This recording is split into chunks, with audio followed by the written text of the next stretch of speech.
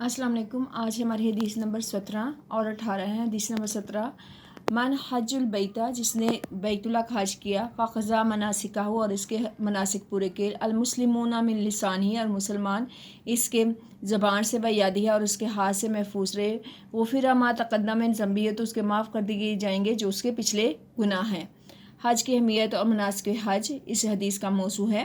حج کے معنی ہے ارادہ کرنے کے ہیں، اور دین کی اصلاح میں ایک مخصوص قمری مہینے کے چند مقررہ دنوں میں چند مخصوص اعمال کی ادائیگی کے لیے بیت اللہ کا سفر کرنا اور ارادہ کرنے کو حج کہتے ہیں. بیت اللہ کے سفر کا ارادہ کرنے کو حج کہتے ہیں. حج دین اسلام کا کون سا رکن ہے؟ 5واں رکن ہے. اللہ کے حکم سے کیا ہے اس کا پس منظر؟ ابراہیم علیہ السلام اپنے بیوی حضرت ہاجرہ اور بیٹے حضرت اسماعیل کو ایک صحرا میں چھوڑا. وہاں کچھ کھانے پینے کو نہیں تھا، تو حضرت ہاجرہ رضی اللہ انہوں نے صفا اور مروہ کی پہاڑیوں کے ساتھ چکر لگائے. اللہ کو ان کا یہ عمل اتنا پسند ہے کہ اسے مناسک حج میں شامل کر دیا، جس کو ہم صحیح کہتے ہیں. حضرت اسماعیل علیہ السلام ان کی پیاس کی وجہ سے اپنے پاؤں زمین پر رگڑے تو وہاں ایک چشمہ پھوٹا، جس کو آج آب زمزم کہا جاتا ہے. دنیا بھر سے مسلمان اس پانی کو پیتے ہیں. اس وجہ سے حضرت ابراہیم علیہ السلام کا اللہ کے حکم سے اپنے بیٹے کو قربان کرنا اور پھر اللہ کی طرف سے ایک مینڈا بھیجنا، یہ سب حضرت ابراہیم علیہ السلام کی آزمائش تھی جنہیں آپ نے پورا کیا. اس قربانی کو بھی حج میں شامل کر دیا گیا. جب حضرت اسماعیل علیہ السلام بڑے ہوئے تو انہوں نے اپنے والد ابراہیم علیہ السلام کے ساتھ مل کر خانہ کعبہ کی تعمیر کی، اور اس کے بعد باقاعدہ حج کا سلسلہ جاری ہو گیا. اس حدیث کا مفہوم یہ ہے کہ حج دین اسلام کا ایک اہم رکن ہے. ہر صاحب ساتھ مرد اور عورت پر زندگی میں ایک مرتبہ حج فرض ہے. اس موقع پر دنیا بھر کے تمام مسلمانوں کا مقام عظیم الشان اجتماع ہے. اس لیے ضروری ہے کہ اس موقع پر عفو درگزر، صبر و تحمل، اصرار سے کام لیا جائے، اور نہ اپنے مسلمان بھائی کی دل آزاری کریں اور نہ اس کو تکلیف پہنچائے. اس حدیث میں یہ بات واضح کی گئی ہے جو کہ اس امام سے حج ادا کرے گا، اللہ تعالیٰ اس کے سابقہ گناہ معاف کر دے گا. حج کی فرضیت: قرآن کی روشنی میں لوگوں تم پر حج فرض کیا گیا، لہٰذا حج ادا کرو. دوسری قرآنی آیت ہے: اللہ کا حق ہے لوگوں پر حج کرنا اس گھر کا جو قدرت رکھتا ہے اور اس راہ کی طرف چلے.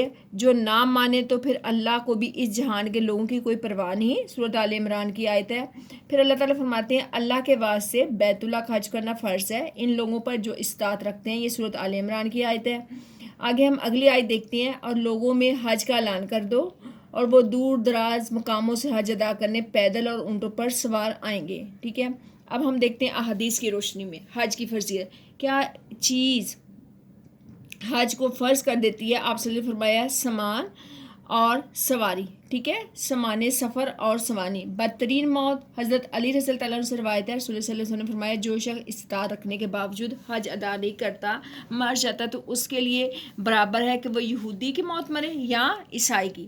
جس شخص کو نہ کوئی ظاہری ضرورت حج کرنے سے روکے، نہ کوئی ظالم بادشاہ اس کی راہ میں حائل ہو، نہ کوئی بیماری اس کو ہو، اور وہ حج کیے بغیر مر جائے تو وہ ایک مسلمان نہیں بلکہ ایک یہودی اور نصرانی کی موت مرے گا. یہودی اور نصرانی کس کو کہتے ہیں؟ عیسائیوں کو. اور 4 چیزیں بتائی گئی ہیں: جس کو کوئی ضرورت نہ روکے، کوئی بادشاہ نہ روکے، کوئی ایسی رکاوٹ نہ ہو، نہ بیماری ہو. یہ 4 چیزیں بھی نہ ہو اور اس کے باوجود وہ حج نہ کرے تو وہ کیا ہے؟ وہ مسلمان نہیں ہے بلکہ وہ یہودی اور عیسائی ہے. سفر حج کا ضروری سامان اور اس کو سواری میسر ہو، یعنی سفر 2 چیزیں نبی صلی اللہ علیہ وسلم نے پچھلی حدیث میں بتائی تھی نا کہ اس پہ حج کا سامان ہو اور سفر سواری بھی میسر ہو. اور جو بیت اللہ تک اس کو پہنچا دے پھر وہ حج نہ کرے تو کوئی فرق نہیں پڑتا وہ یہودی ہو کر مرے یا نصرانی. ایک عمرے سے دوسرے عمرے تک گناہوں کا کفارہ ہے. یعنی گناہوں کی معافی کیسے ہوتی ہے کہ ایک عمرہ کیا اس کے بعد دوسرے عمرے کے درمیان جو جتنا آپ نے گناہ کیے ہیں وہ کیا ہو جاتا ہے، ان کا دوسرا عمرہ جب کرتے ہو تو وہ پہلے عمرے کے درمیان جو فاصلہ ہوتا ہے اس کو کیا ہوتا ہے؟ کفارہ بن جاتے ہیں وہ گناہ. پے در پے حج عمرہ کیا کرو، یعنی ایک کے بعد دوسرے کیا کرو، کیونکہ حج عمرہ دونوں فکر و محتاجی گناہوں کو اس طرح دور کرتے ہیں جس طرح لوہار اور سنار کی بٹی لوہے اور سونے چاندی کا میل کچیل دور کر دیتی ہے.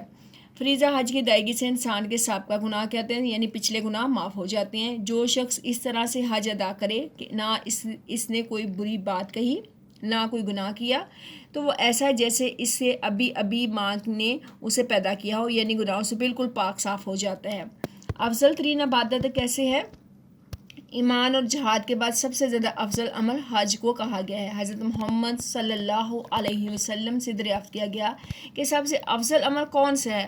اللہ اور اس کے رسول صلی اللہ علیہ وسلم پر ایمان لانا۔ پھر عرض کیا اس کے بعد کون سا؟ فرمایا اللہ کی راہ میں جہاد کرنا۔ عرض کیا پھر کون سا؟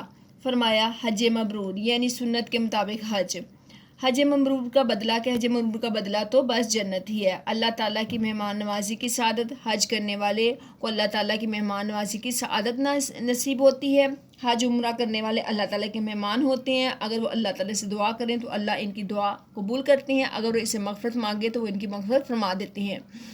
دعاؤں کی قبولیت، حج ادا کرنے والوں کی سب دعائیں قبول ہوتی ہیں۔ حج ایک عبادت ہے، جہاد ہے۔ حضرت عمر رضی اللہ تعالیٰ عنہ نے فرمایا حج کا سامان تیار رکھو، یہ بھی جہاد ہے۔ حج یا عمرے کے دوران موت، اللہ کا جو بندہ حج یا عمرے کی نیت سے یا راہ خدا میں جہاد کے لیے نکلا، پھر راستے میں اس کو موت آ گئی تو اللہ تعالیٰ کی طرف سے اس کا اجر و ثواب لکھ دیا جائے گا، جو حج عمرہ کرنے والوں کے لیے مقرر ہوتا ہے۔ حج کرنے والوں سے ملاقات، جب کسی حج کرنے والے سے تمہاری ملاقات ہو تو اس کے گھر پہنچنے سے پہلے سلام کرو، مصافحہ کرو، اسے بخشش کی دعا کے لیے کہو، کیونکہ وہ اس حال میں ہے کہ اللہ نے اس کے گناہوں کی بخشش کا فیصلہ کر دیا ہے۔ عملی پہلو، حقوق العباد کی ادائیگی، حقوق اللہ کی ادائیگی، صبر و تحمل کا ثبوت، اور اس کے بعد ہے آپ کے صبر و تحمل کا ثبوت، پھر ہے گناہوں کی بخشش، ضبط نفس اور دین کا اہم رکن ہے۔ اللہ کی خوشنودی، رضا کا حصول، عفو و درگزر، بھائی چارے، اثار کے جذبات کا حصول ہے۔ مروزی سوالات دیکھتے ہیں۔ جس نے بیت اللہ کا حج کیا اور اس کے مناسک ادا کیے، مسلمان اس کی زبان اور ہاتھ سے محفوظ رہے۔ 4 چیزیں ہیں: بیت اللہ کا حج کرنا، اس کے مناسک پورے ادا کرنا، اپنے ہاتھ زبان سے دوسرے مسلمانوں کو محفوظ کریں گے۔ 4 چیزیں جس کے اندر کی تو اس نے کیا کیا، اس کے پچھلے گناہ معاف کر دیے جائیں گے۔ اسلام کا ایک اہم رکن کیا ہے؟ حج کرنا۔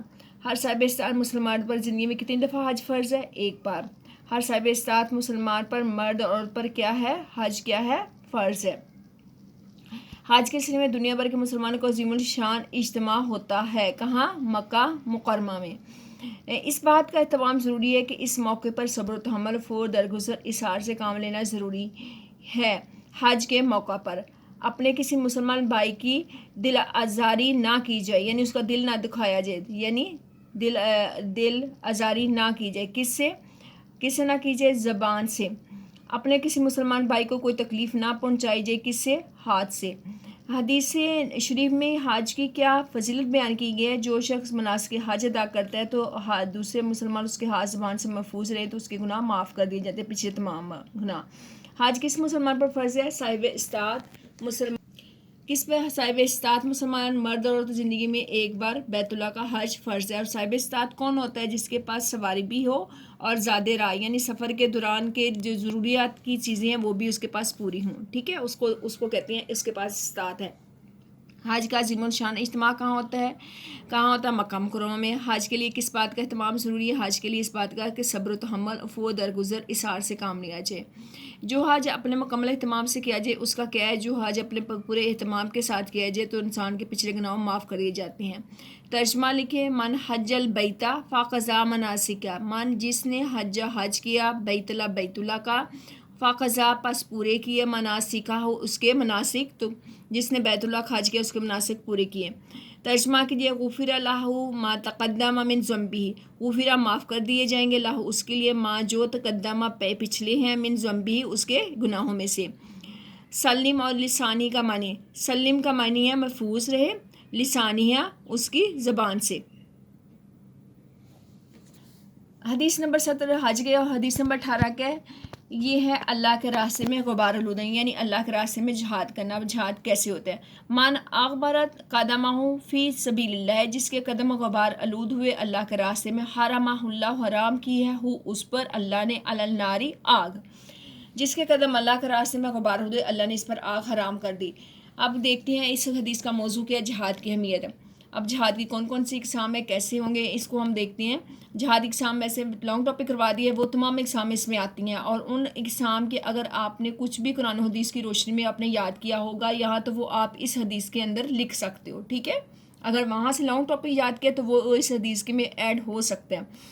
اللہ کی شنودی حاصل کے لیے محنت کرنا، تکلیف اٹھانے کے نتیجے میں بہت اجر و ثواب ملتا ہے۔ جو قدم اللہ کی راہ میں اٹھایا جائے وہ اس کے لیے درجات کی بلندی، مغفرت کا باعث بنتا ہے، مثلا نماز کی ادائیگی، علم کی طلب، مسلمان بھائی کی مدد، عیادت کی فلاح و بہبود کا ذریعہ ہے۔